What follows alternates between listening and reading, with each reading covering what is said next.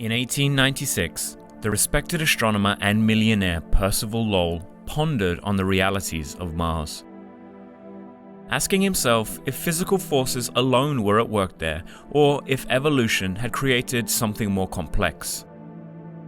A decade later, after the dedication of his time, his expertise, and his immense fortune, this man of science found himself with the following chilling and world-altering conclusion: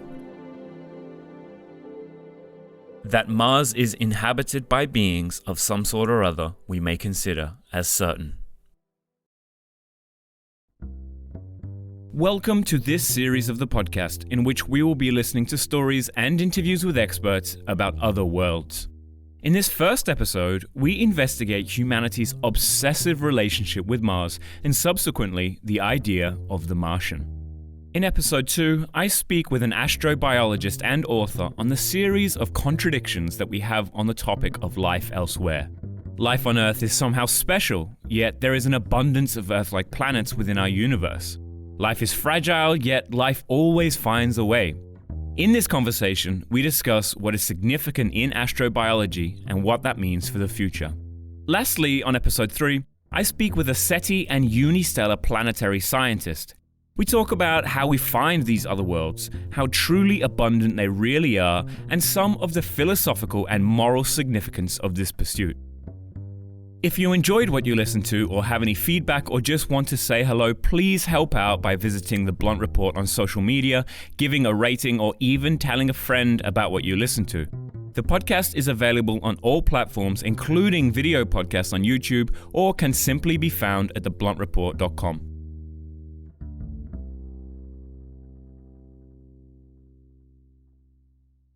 Mars tugs at the human imagination like no other planet. With a force mightier than gravity, it attracts the eye to the shimmering red presence in the clear night sky. John Noble Wilford, Mars Beckons. Humanity's relationship with Mars stems back a long time, and for one reason or another, we seem to have a spiritual and mythical fascination with this planet, bordering on obsession more so than the other planets. Venus, our neighbor on the opposite side and the brightest object in the night sky other than the moon, was once believed to be two separate stars, and observations were generally less thorough and generally less apparent throughout history.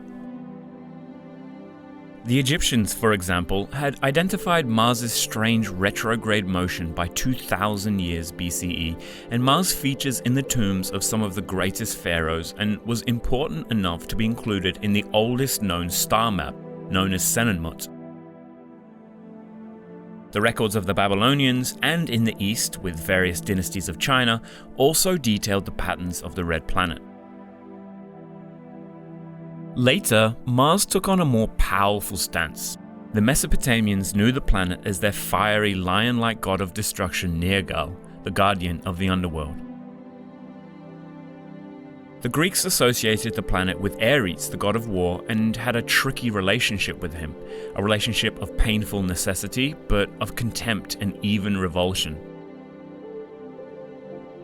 Ares represented the ugly and untamed side of war, things like violence and bloodlust, while Ares himself was, as quoted in the book Greek Religion, overwhelming, insatiable in battle, destructive and manslaughtering. The Iliad regarded Ares as the most hateful god of Zeus, and his children were Phobos and Deimos, or, as we know them, fear and terror. Finally, the Romans morphed the Greek god Ares and gave us the name we know today, Mars. Mars was still considered to be the god of war by the Romans, yet more virtuous, more trustworthy, and more level-headed than the bloodthirsty Ares. Mars was second only to Jupiter in the Roman pantheon and was thought to be the father of Romulus and Remus, the mythical founders of Rome, yet again changing our relationship with the planet. On a more scientific basis, our relationship with Mars has arguably been even more peculiar. Our story begins more or less with the eclectic Danish astronomer Tycho Brahe, who, to say the least, was not your typical scientist. Famously, he wore a fake brass nose that he had to meticulously glue on with paste, as he lost his real nose in a sword fight with a colleague over who was the better mathematician. Also, one of his greatest friends was a man with dwarfism named Jeppe, who Brahe believed to be psychic. And last but certainly not least, Brahe kept a fully grown elk as a pet that sadly passed away after drinking too much beer and falling down the stairs.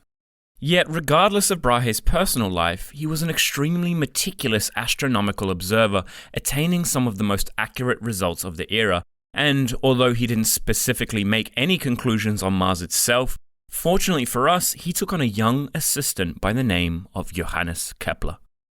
During Brahe's lifetime, Kepler wasn't able to see the full extent of the significance of the Mars data that Brahe had collected, as Brahe guarded his results extremely jealously.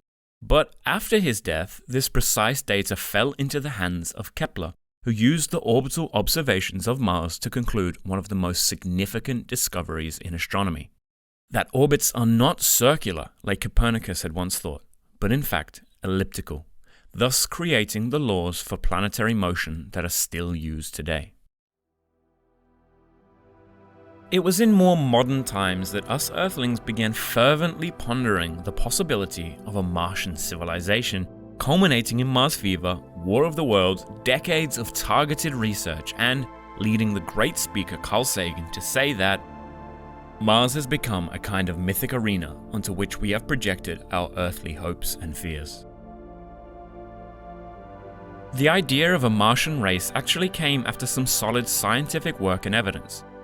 For example, it was known that the rotation period, and so the length of a day on Mars, was almost the same as Earth's. It was known that Mars has an axial tilt almost the same as Earth's, resulting in seasons and yearly fluctuations of temperature just like ours. And not only that, a large number of dark spots on Mars's surface were taken to be oceans, giving yet more credence to the idea that Mars might be inhabited. This idea of habitability, however, finally reached its crescendo in 1877, during a time known as Mars opposition, in which Mars and Earth are at their closest point. The Italian astronomer Giovanni Schiaparelli took some observations. Looking at the red planet through his telescope, he saw a number of dark, geometric streaking lines traversing the Martian surface. He called the structures, in Italian, canale, meaning canal, channel, duct, or gully. To the rest of the world though, and specifically the English-speaking world, this nuance of meaning canale was entirely lost. Schiaparelli's conclusion was clear to them. He had found Martian canals. The speed at which this mainly erroneous observation spread through the world of astronomy was quite breathtaking. American astronomer Charles Young considered the presence of these canals to be wholly confirmed only a few years later. Irish astronomer Charles Burton created some of the earliest sketches and maps of these canals, and in 1892, W.H. Pickering found black spots from an observatory in Peru thought to be seas at the starting point of each canal. Yet, more than anyone else, it was the character at the beginning of our story that popularized the belief of intelligent Martian life forms. Astronomer Percival Lowell. It's important to note that Lowell did have a considerable impact on astronomy. He identified the minor planet 793 Arizona, he won a prestigious science award, he put a lot of work into understanding where to best build observatories to enhance clarity, and perhaps most significantly, he began the effort that led to the discovery of Pluto. Yet, regardless of these achievements, Lowell is certainly known as the person who did more than any other to support the idea that Mars contained intelligent beings, and specifically that Schiaparelli's canals on Mars were feats of engineering. Lowell dedicated the good part of 15 years, as well as his fortune, in studying these mysterious canals. He theorized that these canals were immense irrigation systems that stemmed up to the growing and receding seasonal polar ice caps being used to breathe life into an otherwise arid and dying planet. Lowell published 3 works on this phenomenon, entitled Mars, Mars and its Canals, and Mars as the Abode of Life. Through this research, he took the canals as absolute proof of the existence of Martians, having almost an admiration for them. Once he said that a mind of no mean order would seem to have presided over the system we see, a mind certainly of considerably more comprehensiveness than which presides over the various departments of our own public works. The reality, though, was less cosmic and more earthbound. Observations by others did not find any canals, found canals in different places, or found that canals had moved entirely. Dark spots or other features, thought to be bodies of water, often changed coloration, changed shape, or even had an indefinite outline. Lowell's life work, this immense system of irrigation, painfully was nothing more than an error of the primitive instruments of the era. Astronomy at this time was no mean feat. Lenses within telescopes were not at all advanced, ideal locations for observing were not necessarily established, and astronomers had to stare for hours with no photography through an eyepiece, waiting for periods of still air in which they could catch the briefest of glimpses of whatever astronomical body that they were studying. At this juncture, it's easy to dismiss Lowell. However, to truly understand why this happened, we must take a look back at the environment in which he lived. As previously discussed, the instruments used were not up to the task of distinguishing such subtleties. Not only that, although it might seem strange to us today, in the past the question of life elsewhere was less of an if, but more of a what. Extraterrestrial life was not considered particularly remarkable. Not only that, he was certainly not alone in this affinity for Mars or life elsewhere. As an example, the famous mind of Nikola Tesla believed he had received radio transmissions from Mars, with the great physicist Lord Kelvin wholeheartedly agreeing with him. While Winston Churchill himself wrote an 11-page essay on the universe and his belief in life elsewhere.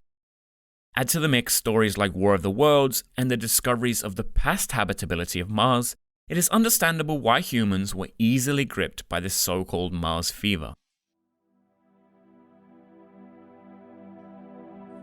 Ultimately though, NASA's Viking missions in the 70s once and for all ended any speculation about these Martian canals. And what's interesting to me is that although Lowell was entirely wrong about the presence of these vast aqueducts on Mars, he certainly was correct about how Earth-like and habitable, with the presence of flowing liquid water, Mars was not too long ago at all. Modern science is showing more and more that it is truly our galactic sibling. And as a way to wrap up this episode and as an ode to Lowell, we will combine some new science with some of the old. As it stands, SETI, the Search for Extraterrestrial Intelligence, estimates that there could be 300 million habitable Earth-like planets in our galaxy alone. As we reflect on this mind-boggling number now, Percival Lowell once looked up at the night sky and thought about something similar, quoting that, "When we think that each of these stars is probably the center of a solar system grander than our own, we cannot seriously take ourselves to be the only minds in it all." If you enjoyed what you listened to or have any feedback or just want to say hello, please help out by visiting The Blunt Report on social media, giving a rating, or even telling a friend about what you listened to. The podcast is available on all platforms, including video podcasts on YouTube, or can simply be found at thebluntReport.com.